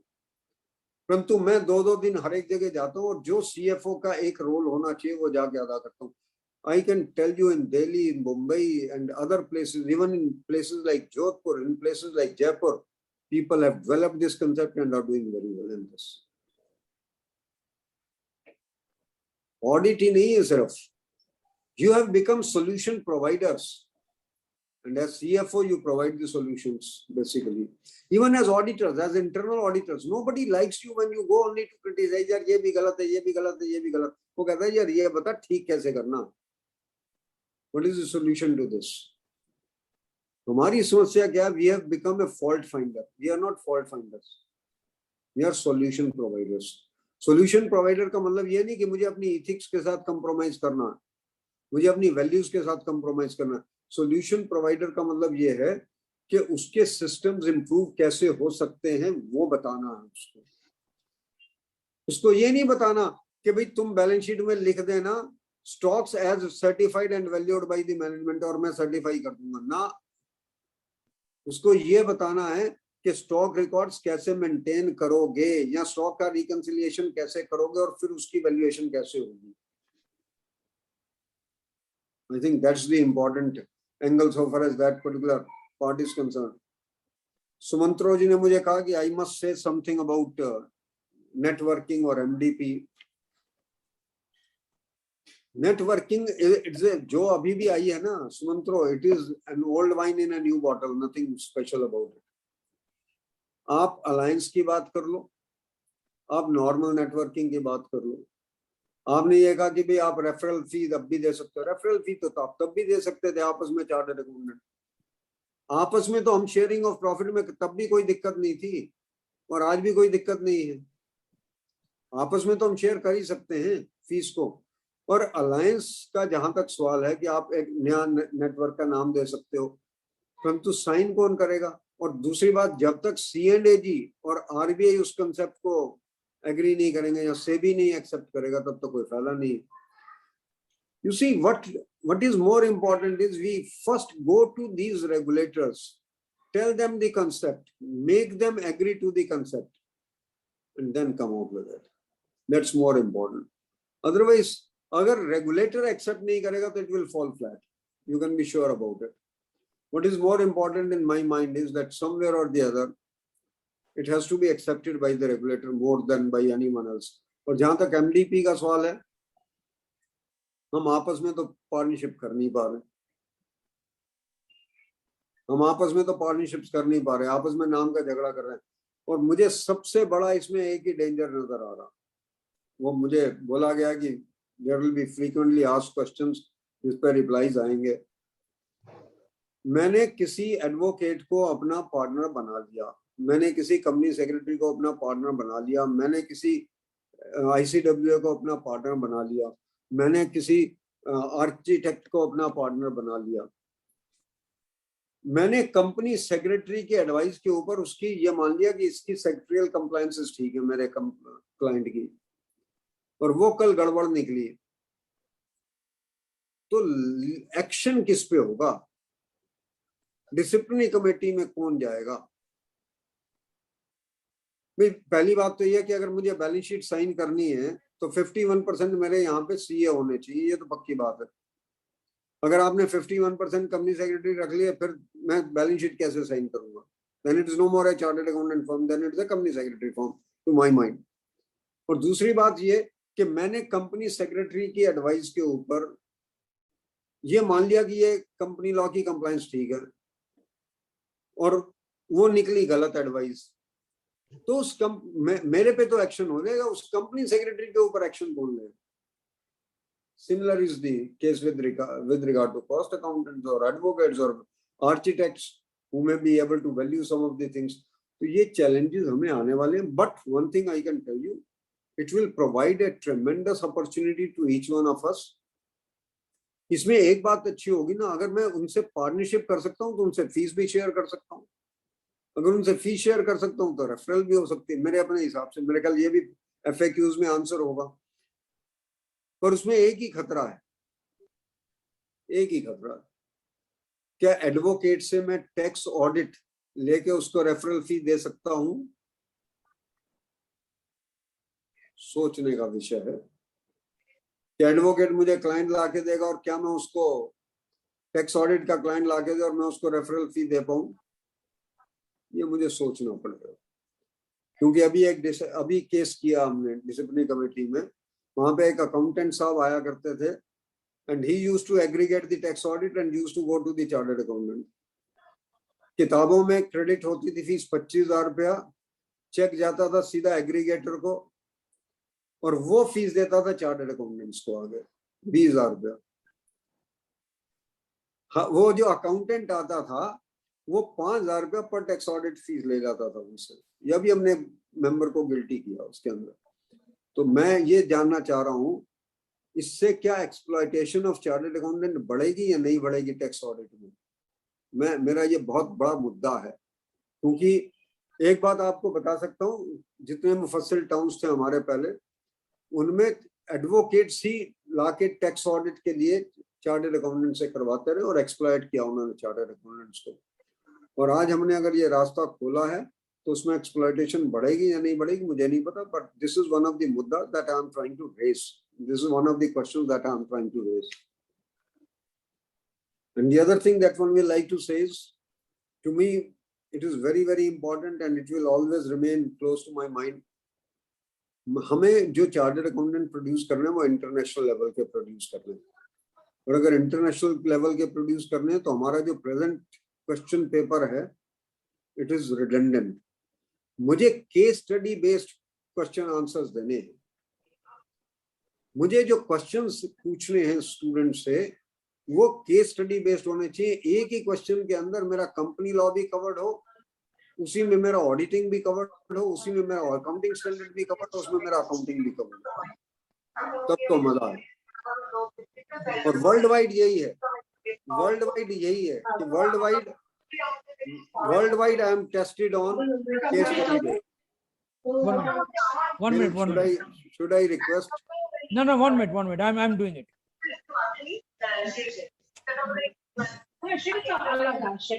और म्यूट पे डाल दीजिए। हाँ, म्यूट में डाल देते हैं, एक मिनट।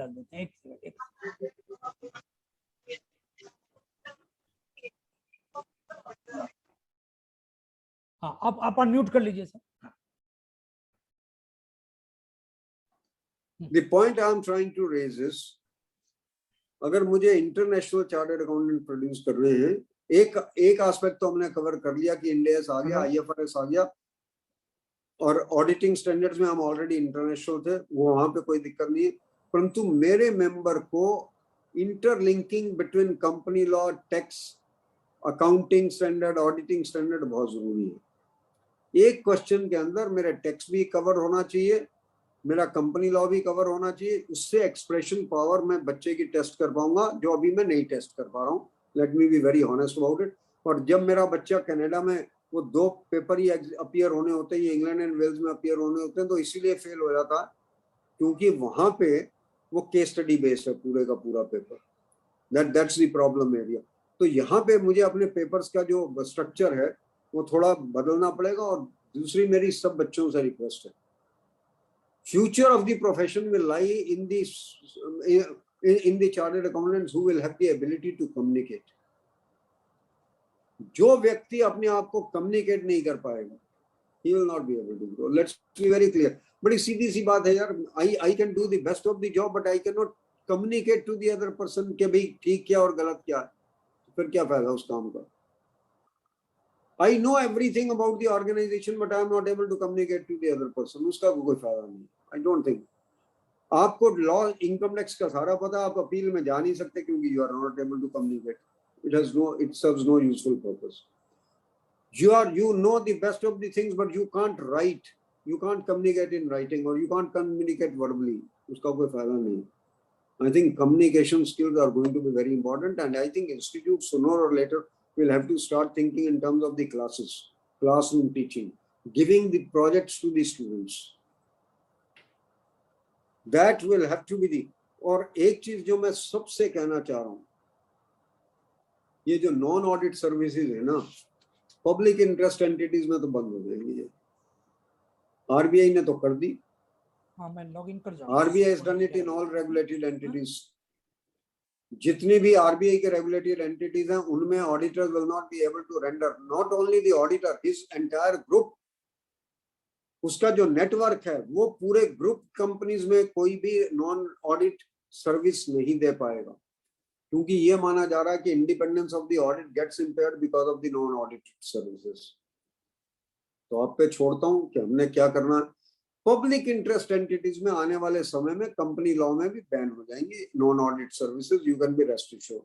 स्मॉल कंपनीज या स्मॉल एंटिटीज के केस में मैं कोई बात अभी नहीं कर रहा हूं इस संदर्भ में। एक बात मैं और ये कहना चाहूंगा, जो मेरा मेंबर है वो non mobile.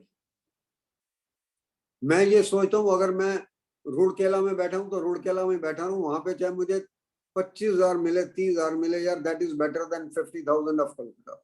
This is ridiculous. Once I have qualified, I should be mobile. I should go to the place where the opportunity is there. Opportunity will not come to my doorstep. I will have to go to the place where the opportunity is there. मैं कलकत्ता से Bombay shift करूं, Bangalore shift करूं, Delhi shift करूं, दिल्ली वाला बेंगलोर जाए, दिल्ली वाला बॉम्बे जाए, जहां पे अपॉर्चुनिटी होगी वहां जाना पड़ेगा भाई। हम बहुत वक्त कहते हैं नहीं यार मैं तो अपने शहर में बैठा हूँ, यहाँ पे ठीक है, मेरे पिताजी का मकान है, दुकान है, मैं काय को यहाँ से shift. It will not work. And I think this is one of the biggest constraints so far as this profession has faced, if you ask me. And I must serve the interest of all the stakeholders. Please, in inverted commas, I am saying all the stakeholders, not only the promoter. I am not only for a shareholder. I am for the entire stakeholders. और अगर मैंने अपने आप को इस पे change नहीं किया तो जो आज यूएस में, जो यूके में पोजीशन आई है, अगर आपने आज की खबर पढ़ी हो, यूके में गवर्नमेंट ने यह कहा that they want to set up another institute for corporate auditors. Sumantroji, please be with me. The government has suggested to set up another institute only for corporate auditors. मगर company के auditors के लिए हम अलग से institute create करेंगे, तो फिर क्या रह जाएगा? और अगर वहां पे हुआ तो ये मैं आपको गारंटी बता सकता हूँ, ये नहीं होगा कि हिंदुस्तान में ना हो, क्योंकि हम फॉलो बहुत अच्छी तरीके से करते हैं, लीडर बने या ना बने. और मैं हमेशा ये कहता हूँ, we are the ones who can become leaders.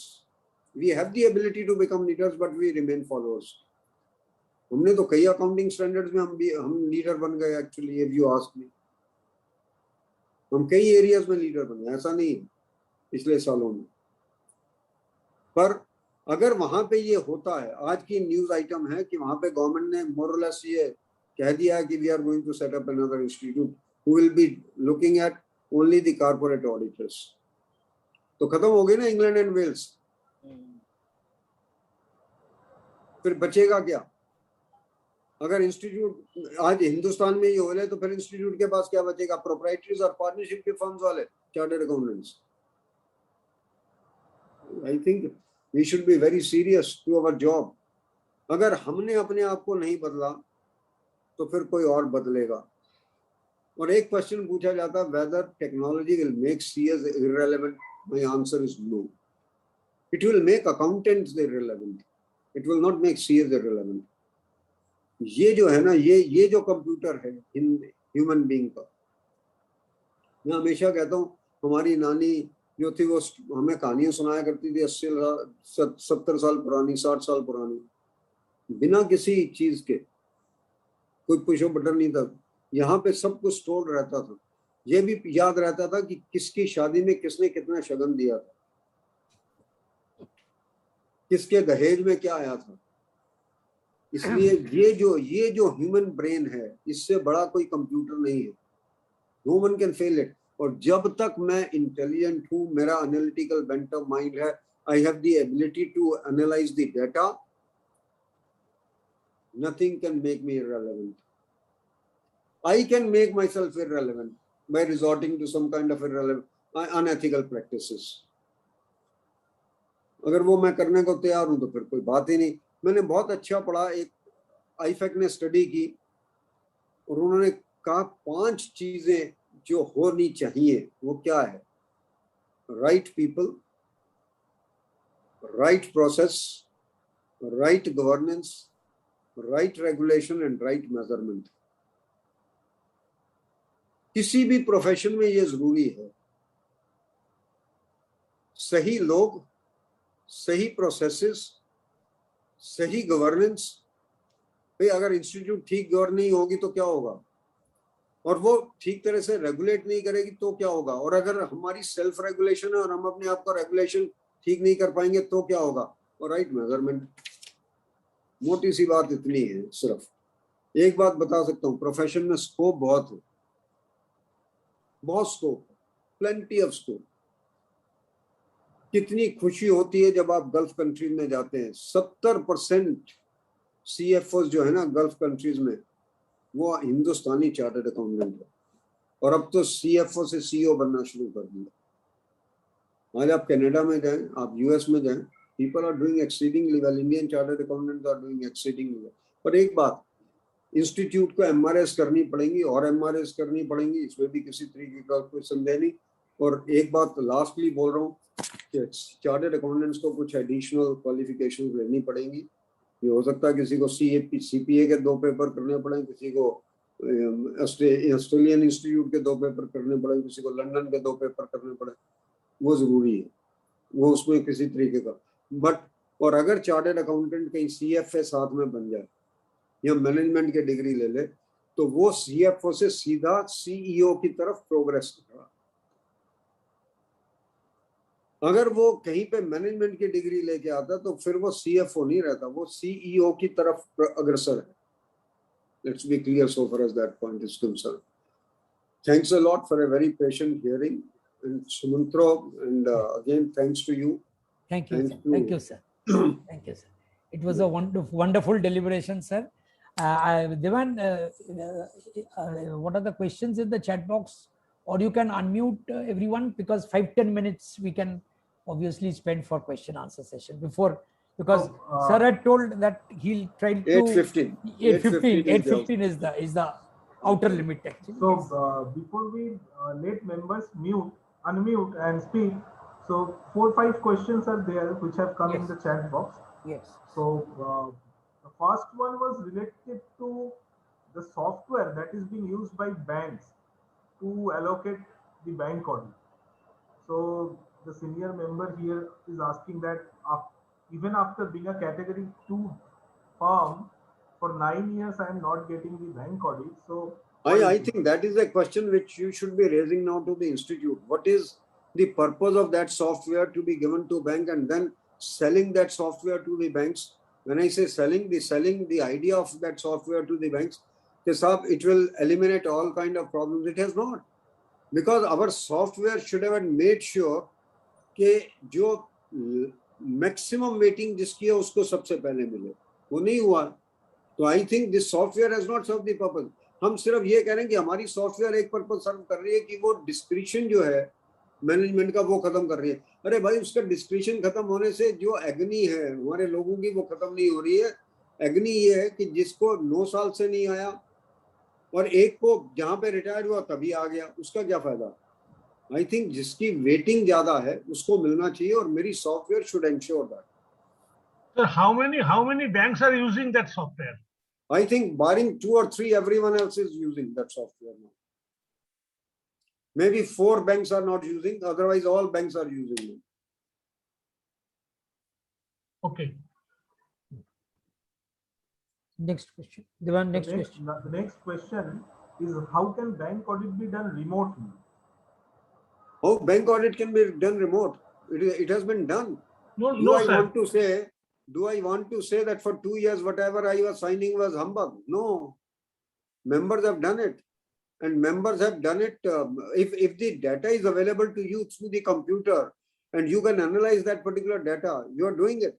And the point that I was trying to drive you home is कि आज की डेट में जो पब्लिक सेक्टर बैंक्स हैं उनमें रिकॉर्ड डिजिटाइज नहीं हुए, तो आपको क्या करना पड़ता था, या तो स्कैन होकर डॉक्यूमेंट आता था आपके पास, या आपको मेल से डॉक्यूमेंट आता था, इसलिए आपको टाइम वेस्ट होता था बेसिकली. परंतु अगर आपका रिकॉर्ड डिजिटाइज्ड हो और स्टोर्ड हो, उसके बाद आपको कहीं जाने की जरूरत नहीं है ना. You will be able to look at everything there itself. आज आईसीआईसीआई में most of the things are centralised. HDFC में भी सेंट्रलाइज्ड है. So I think I can tell you that in Yes Bank also, in some of the records are absolutely centralized, maybe at the zonal office level or maybe at some other level. तो ये बहुत जरूरी है समझ लेना कि remote से ही काम चलेगा आने वाले समय में. अगर वो तो फिर रिमोट तो कारपोरेट में भी नहीं हो सकता. अगर मैं ये कहता हूँ कि जब तक मैं रिकॉर्ड को पर्सनली देखूंगा नहीं और तब तक नहीं करूंगा तब तक नहीं होगा. अगर मैंने अपना ये ज्ञात कर लिया कि जो रिकॉर्ड है उस पर सिक्योरिटी कंट्रोल्स ठीक है, सब कुछ ठीक है, और अगर सिक्योरिटी का मुझे कोई डाउट नहीं है, then I should be able to do it through the remote. Sir concurrent audit भी कर सकता है क्या रिमोट से? कर सकते हैं, घर पे बैठ के कर सकते हैं, provided the data accesses to you. That is so. Provided the data accesses to you. Right, sir. Read only data is there, of course. Yeah. Next question. Next question is, what is the future of insolvency and bankruptcy code with increasing RPs and decreasing IBC cases? मैं तो बड़ा simple सी बात है, scope तो बहुत है, पर कुछ लोगों के कहीं इधर उधर होने का भी स्कोप है, इसमें भी कोई शक नहीं है. Because unless I become ethical, let me be very clear, मेरे ख्याल में Sumantro knows me much better than anyone else for that matter. I'm a very blunt person. अगर हम लोगों ने इसको इसलिए लिया कि यार कोई प्रॉपर्टी सस्ती बिक जाएगी, कोई महंगी बिक जाएगी, कोई मैं प्रमोटर को दे दूंगा थ्रू द बैकडोर एंट्री, तो दिक्कत है. अगर मैं हॉनेस्टली अपना काम कर रहा हूँ एज इंसॉल्वेंसी रेजोल्यूशन प्रोफेशनल, अगर मैं बैंकर्स को फायदा पहुंचा रहा हूँ, आज की डेट में शायद मुझे क्विक गेन नहीं होगा, ultimately I will be the one two survive. The next question is how to find firms for consolidation. How to find firms depending upon, you see, suppose you are into audit and you want कि आप जैसे I am there, मैं tax में नहीं हूँ, अगर मुझे कल कंसोलिडेट करना होगा तो I will consolidate with a firm which is into tax matters basically. अगर मुझे एक मल्टी डिसिप्लिनरी फर्म बनानी है, अगर मैं जब मल्टी डिसिप्लिनरी की बात करूं तो मल्टीटास्किंग की भी बात कर सकता हूं। अगर मुझे टैक्स में जाना है, मुझे ड्यू डिलिजेंस में जाना है, मुझे फॉरेंसिक में जाना है, तो जो फर्म्स उसमें स्पेशलाइज कर रही हैं, I will like to go with them. Correct. Absolutely. One question has come in. What is best for young CAs like us now, job versus practice? It depends upon the needs. I am very clear. Yesterday I spoke on the same point. और मैं ये बोलूँगा कि अगर आपके पास आपकी family की needs ऐसी हैं कि भाई फादर आपको अभी सपोर्ट नहीं कर सकते, if the father can support you, get into practice. And if you are a good marketing man, please get into practice. But if you are not a good marketing man and you are a better desk worker and your family needs are very pressing, get into job. Okay, Swapnil, you can unmute yourself.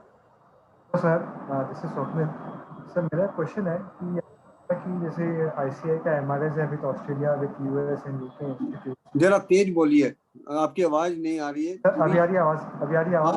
अब आ रही है, बोलिए। जैसे आपने बताया कि आपने ICI का काफी एमआरएस है with US institutes, UK institutes. US के साथ नहीं है। We have first MRA with the England and Wales, second with Australia, third with Canada, fourth with Ireland, and then with some other institutes. Okay, sir. So in that case, being a CA in practice, what options I have if I do some papers of some foreign institutes?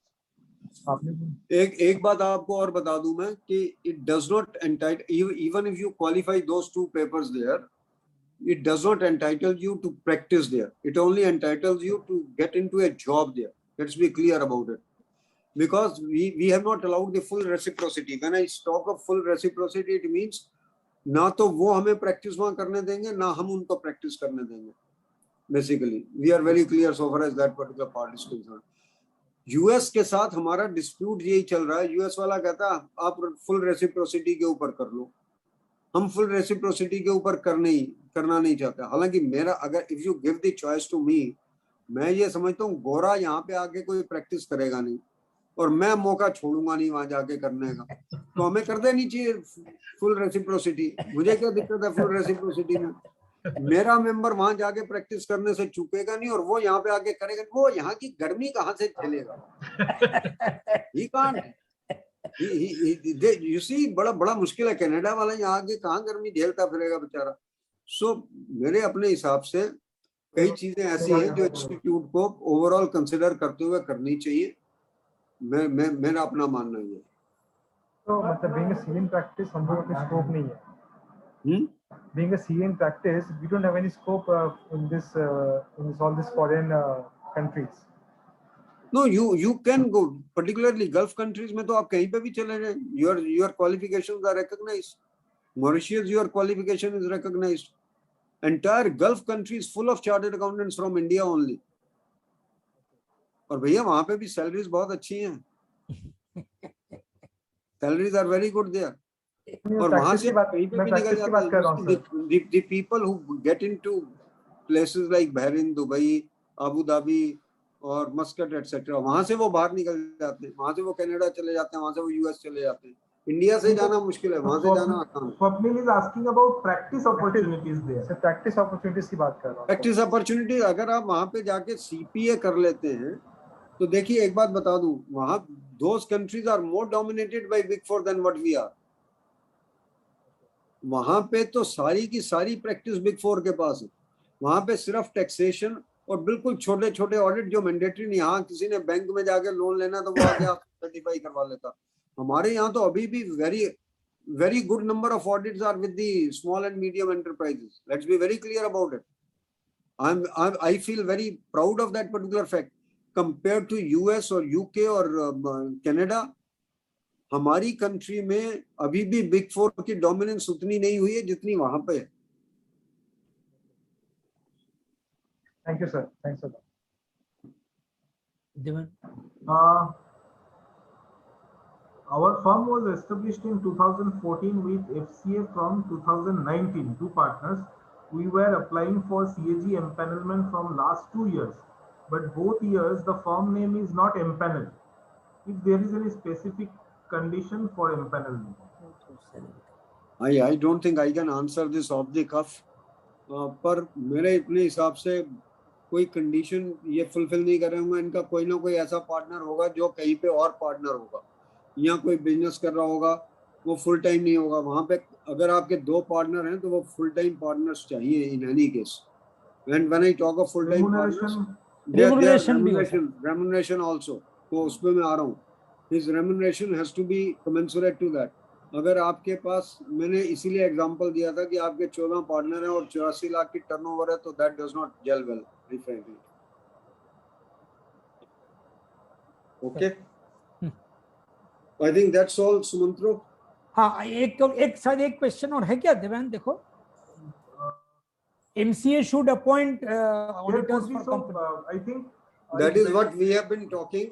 वो हम बोल रहे हैं परंतु MCA नहीं मान रहे. नहीं मान रहे. Okay, thank you. अच्छा, okay, thank you. So Sumon, kindly unmute yourself and offer a formal vote of thanks. From my side, I would also like to share my thoughts. It was a fantastic lecture from our past president, Amarjit Chopra sir, where you really dealt with all the issues very lucidly and educated all the delegates. And I'm sure all of them must have enjoyed the last 1.5 hours of discussions, which are so much relevant to their professional lives. Now over to Sumon to give the formal vote of thanks. Thank you, Sumanta. Pranam sir, it is our pleasure that we have you as our speaker. When you speak on this subject, no one can be more crystal and clear about the subject and the resistance to change. You have said that we are ourselves resistance to change, but we should change our attitude and we should be more mobile. So taking your points into consideration, we look forward to take our profession to the height as good as possible. And with it, we render our thanks from our study circle, and also Sumanta for organizing, and Devan Patra from EISC secretary, and all the participants who have participated for the program. I offer a vote of thanks to all of you. And as is our practice, sir, let us all unmute ourselves and give a warm round of applause to sir. Yes, sir. Thank you, boss. Thank you, sir. Thank you, sir. Thank you. Thank you.